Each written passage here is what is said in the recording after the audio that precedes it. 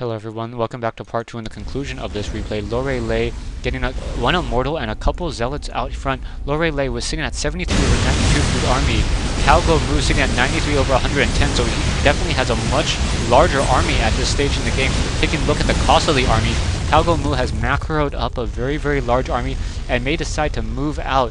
We have still a couple observers still running around the map, a couple of Vikings in the air in order to do some more harassment. Stalkers and Immortals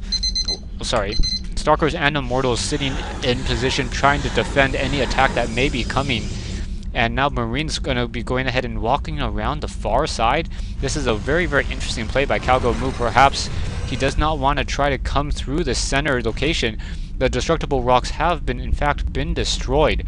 So with those destructible rocks destroyed, CowGoMo just really buying his time in terms of strategy. Observers still moving around the map. And taking a look at the base over here, CowGoMo sitting on how many harvesters? 45 compared to 33. So Lorelei definitely behind in terms of economy.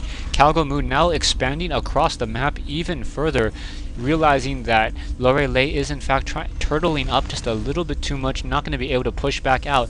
Colossi or single Colossus in play, a secondary Colossus now being built as well, a couple of Stalkers being built on the backhand side as well, a couple of Vikings just trying to do some patrols. So those Vikings trying to figure out if there's any warp prisms currently that will try to do any drops or any warp-ins off of those gateways. We are currently sitting at 4 warp gates, so those warp gates will in fact be able to summon units fairly quickly into any location. SCVs being transferred to this south side at this natural expansion from the main base, and CowGoMo sitting on a very large number of SCVs. Wow, so 22 SCVs here while sitting on pretty much a full saturation of SCVs there, so you got to be sitting around a very high 50, or 50 in that position. We have Vikings and Medevacs now moving out, Stalkers trying to come into position, and here we have this fight. The Colossi do in fact have that range upgrade, and now Guardian Shields being used in order to try to protect some of those units.